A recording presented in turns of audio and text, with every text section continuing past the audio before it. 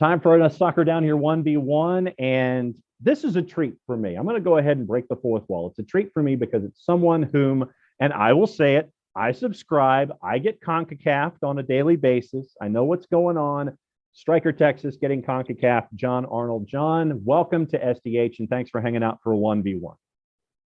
Yeah, absolutely. Thanks for having me. Appreciate the subscription. Appreciate the chat. So yeah, good to be here. All right, so let's no dilly, no dally, because we got a lot of stuff to talk about here. And from the playoff perspective, we're now down to the semifinal. And we've seen some things go down we thought were going to. It's been chalk most of the run. What have you seen from 30,000 feet about where we are now that we're in the Final Four? Yeah, I think that the teams that were great in the regular season have continued to be great or really good. Some of the teams have deficiencies. All the teams have deficiencies, but of course, I think a thing that's easy to forget, especially when you're in this one game situation, is that you can paper over deficiencies, or that other teams might not be able to exploit your deficiencies. So on Sunday, I was at Austin FC's game against FC Dallas. Austin FC wins 2-0. And all season I've been saying, well, their center backs aren't very good and they're over dependent on Sebastian Driussi. But when you let Sebastian Driussi score and you don't challenge their center backs, and Austin, I think, devised the game plan to make it so FC Dallas didn't do that. These deficiencies that we see aren't going to keep you from maybe lifting a trophy. LAFC, the Philadelphia Union, the two teams in each conference that were so good all season, I think, are finding that gear, doing what they need to do. LAFC certainly given a little bit of a scare by the LA Galaxy, but ultimately kind of paper over their weaknesses as well. And so I think in some ways that's what the playoffs are about. That's what this time of season is about. And you have to give credit to those teams for doing those things effectively. So I would say it's tough to be surprised necessarily by anything we've really seen. Maybe, I had Montreal getting past NYCFC. But it's the playoffs. Anything can happen. And I think we're mostly seeing a reflection of teams that we thought would be here and have worked hard to get to this point, have tried to pinpoint their weaknesses and make it so other teams can't take advantage of them. We're seeing those teams progress on. And it's tough to say that any of the four teams left, if they win the trophy, that you wouldn't say, man, deserved winner after what they did in the regular season and playoffs. 538 came out with the numbers, and it is slanted, if you believe in statistical analysis, toward Philadelphia and LAFC. I think it's 67% to 74%, depending on who we're talking about. And then the other margin the other way. If there was one of these four that would be the most disappointed by not winning a championship, which one do you think it would be? I think the easy answer is LAFC because of the points, because of the star power. But I'm doing a piece on Philadelphia, the vibe around the team, the vibe around the city right now. Maybe they console themselves if they win the World Series or if the Eagles keep going undefeated.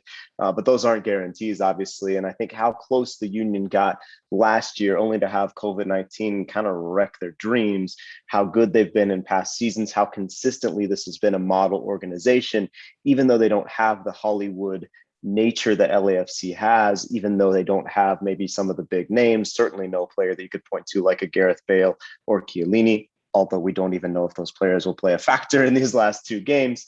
No player like Carlos Vela even. At the same time, I think maybe that's the hipster pick, maybe that's the soccer insider in me, but I think the Union might be the most disappointed if they don't lift a trophy, because this is, look, like there are so many young players on this team that you say maybe the Union still have even more to grow. But I do think this is kind of like the Union at its best, where you have Alejandro Bedoya, Andre Blake, some of these longtime leaders who have worked to try and get the club to where they are now. To me, it seems like more of the culmination of a long-term project than LAFC, which isn't that old in terms of soccer clubs, and is ultimately trying to meld together all these disparate parts, where you have the great South American recruitment strategy, you have the strong European imports, you have some guys who have been there for a while. So that's why for me, I think the Union might be the most disappointed if they aren't lifting the trophy on November 5th. From outside the Eastern Conference, we, in this half of the Mississippi, we're locked into Eastern Conference Major League Soccer and get to stare at Philadelphia on a regular basis, get to stare at NYC on a regular basis. On your side of the Mississippi and beyond, are soccer fans, followers, media as, I'm not going to use the word perturbed, but do they raise the people's eyebrow at what Philadelphia does with the way that they are philosophically and being as physical as they are, pushing the right up against that edge with the officials? And are they, when it comes to LAFC, do they just sit there and say, oh, LAFC is just throwing money at the problem, they're bringing in all this Hollywood stuff? What's the vibe outside of the southeastern United States when it comes to what Philly's doing and what LAFC is doing? I would say for Philly, no. I think the West, it's hard. This is a huge league, right? You know, I cover leagues throughout the Americas, and it's really difficult to get your arms around MLS. And I think to follow someone that isn't necessarily your team or its direct rivals, because there are a ton of teams and there are games all the time. And most people are trying to also watch their NFL team or NBA team or whatever else they're into, myself included. You know, I'm a Texas Tech Red Raider, so I don't always have to pay that much attention because season's usually not going that well. But you know, I try and dabble. So you know, I think that the people from you know the Western Conference perspective, you look at Philly and you say, what's their characteristics? You might say, oh, they are definitely more pragmatic than a lot of teams, but I think you see that their identity is almost more FC Dallas East, as far as, you know, oh wow, the academy players are coming through, they can stick, you know, Jack McGlynn out there. They can, you know, oh, they sold Aronson and they've got another one. Quinn Sullivan, who the heck is this? He's coming up. I think that's more of like the sort of like snap judgment. What does Philly do? Than anything that I think, you know, that Atlanta, that New York Red Bulls fans, that NYCFC fans have that sort of, these guys are gruff, these guys are physical, the soccer's boring. You know, maybe both sides are right. It's just, I think that the West has a little bit more charitable view because they're not on the other end of the tackles from Philadelphia. They're not on the other end of losses from Philadelphia. LAFC, you know, speaking with managers, especially when you chat with a couple guys after a formal interview and the recorder's not going and the camera's off, there definitely is a sense of like, how the hell are these guys buying so many players? Like, what is going on? Why can these guys get around the rules in a way that my club could never do? That if we tried to do this, we'd get punished, slapped down, etc.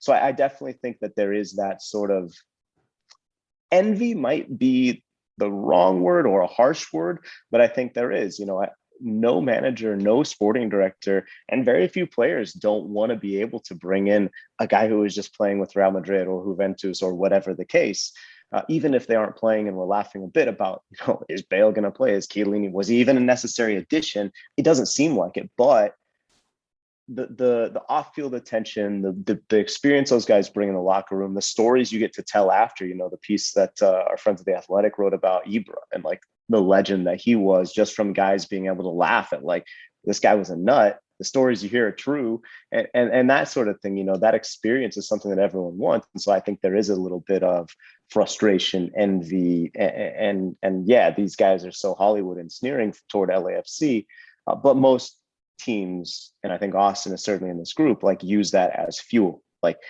hey, it doesn't matter that these guys seem to be able to spend and not have to worry about designated players. It doesn't matter that these guys get talked about by the league website more than anyone else. We're going to go in there, we're going to shut them up, and we're going to win. You know, I think it can be a powerful motivational tactic. So I definitely feel like the league in a lot of ways, like narrative wise, is split by the Mississippi or by the conference line, whatever you want to say, because I just think there are a lot of teams and there's not enough hate to go around. So then let's go to Austin, Texas, and what we're seeing there with what Josh Wolf and Anthony Precourt are creating, making their way into the deeper sections of the season. You're in the postseason, you're that close. Absolute scenes at Q2 with the win and the result last time out. What's it been like to see that environment evolve to where it is right now in the frame of Major League Soccer? You know what, John? I would say it's been unsurprising because Austin always seemed like it could be a great MLS market. It's a young area. Like Atlanta, there's a lot of transplants who I think are looking for, they're not going to stop rooting for the Bears if they move from Chicago, or the Raiders if they move from Northern California or whatever. But they are open to an MLS team that will link them to their own new community. And so I think that when you see that characteristic of Austin, it always seemed to me like it would work. Now, they've done an amazing job with the stadium itself, with the culture building, with keeping things fun and fresh, and ultimately building a winning team. They've used it to death. The fact that MLS soccer's experts at the league site, nobody picked them to finish, I think, better than 10th in the Western Conference. And, people have pointed out, like, their fans voted on the Athletic poll. They picked them 11th. Like, no one thought this team was going to be good, because last year they were rough. And Josh Wolf is a second-year manager. You just didn't know what was going to happen. But I will say, to Austin's credit, I think even if they were still bad, like, the fans would be there, because they were last year. And they've really done a nice job creating an atmosphere that feels genuine, that doesn't feel fake and new. Sometimes their fans Twitter banter and some of the other sort of shots that they're taking at whoever it is, media or other players on other teams, like, sometimes that stuff does feel forced to me. But I think there's no doubting that the culture and the love for the team and the connection the team has built with the city as its first professional team has been quite genuine. So it's super exciting to watch, and it doesn't happen without their willingness to pay money to bring in a player like Sebastian Driussi, who I voted for MVP this year. There are a couple other great candidates, but I think that when you're talking about a player who a team depended on, no team depended on their star like Austin depended on Driussi. But they're going to keep spending to getting better. And even the fact that they had a nasty situation with Cecilio Dominguez, where he's accused of domestic violence, ultimately cleared by the league and the team, but the fans said, no, we don't want this guy on our team. And then the team is stuck with a player that the fans say, we're not going to show up if you put this guy on the field, and they have to figure out a way to move him on. No real elegant solution. Eventually find a way to bring another player, and immediately they sign Rigoni. Well, he hasn't really worked out, but that intent, that desire to be a club that has all of its designated player spots filled, that is scouting aggressively in South America and Europe, when you look at players they've brought in like Alex Ring, but also from the French second division, Moussa Djite, Ruben Gabrielsen. I wonder if we see them go for an even higher level of maybe European import next time around. I think all those things have combined to make Austin something really special, but again, something that I think people could kind of see coming because of the culture of the city and how smart Austin was. Once they got past the drama of, hey, are you guys stealing the crew? It was there and it worked. Can't let you go from our MLS discussion before we get into Liga MX and CONCACAF really quickly. The news that came out before we talked about Joseph Martinez being told not be a part of Atlanta United's future. They're going to move on from the MVP this winter. Your initial reaction?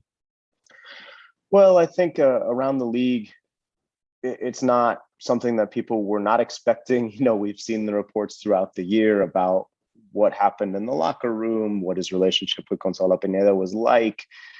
But he's a player who's going to have options, whether it's in MLS or even in somewhere like Liga MX or back in South America. I think that there are certain teams where he fits in really well. Maybe that wasn't the case anymore with Atlanta. It definitely was for years, as your listeners will well know.